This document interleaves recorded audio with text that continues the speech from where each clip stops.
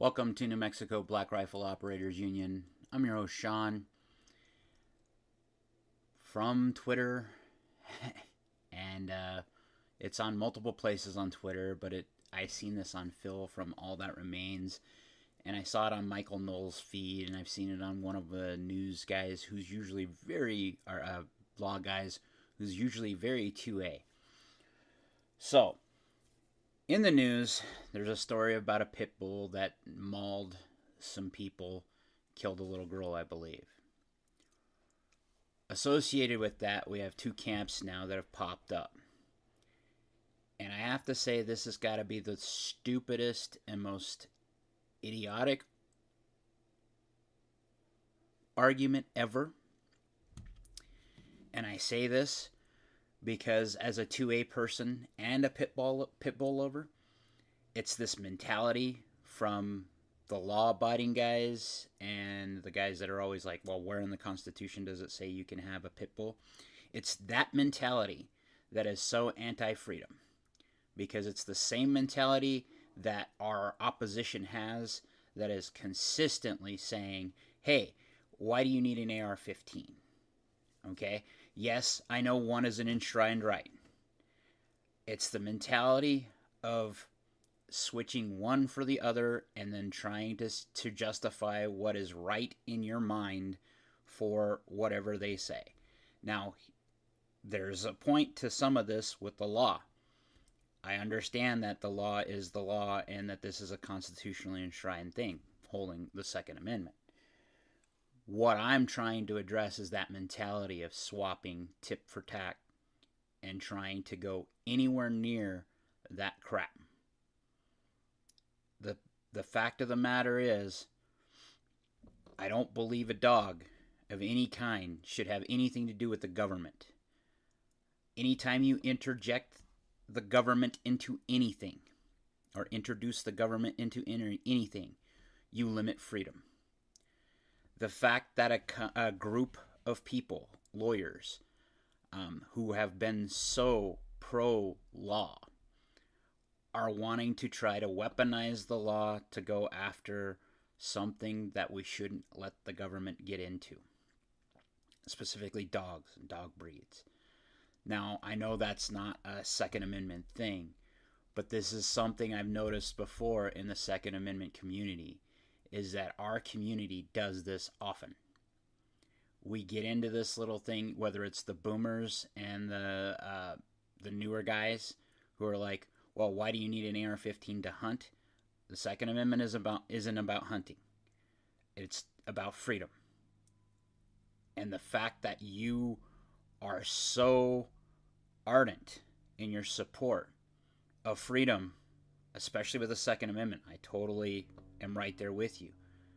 But the fact that you would compromise or introduce the government to something that is a perceived problem more than it is.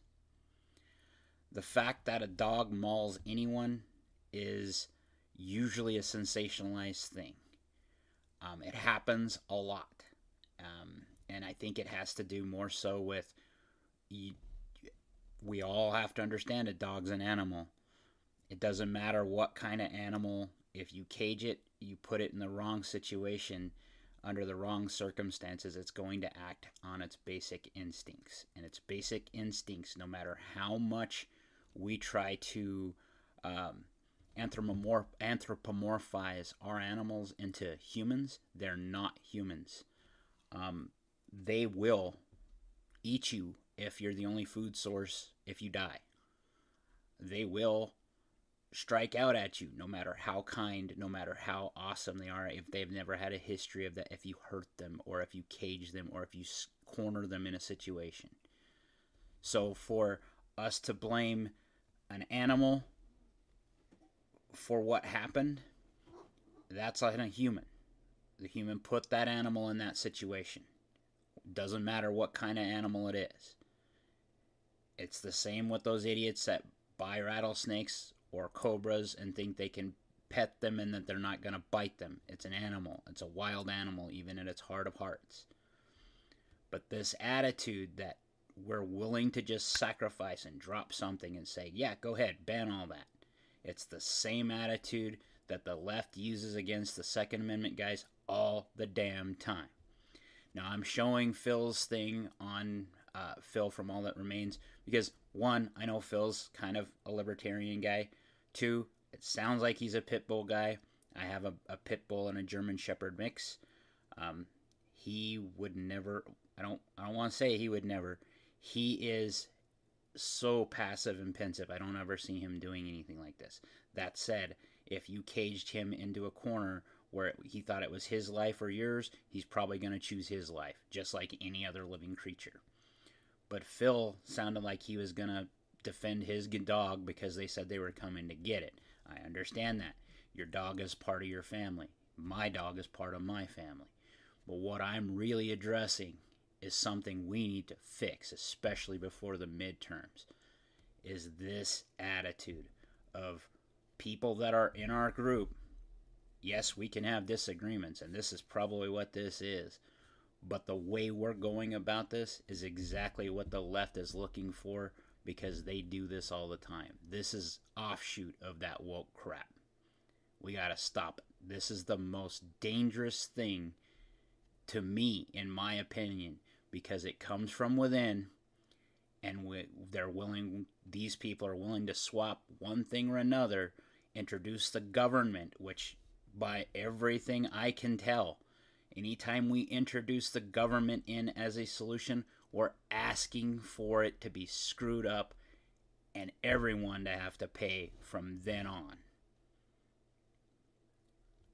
Rumble, share, subscribe, be great.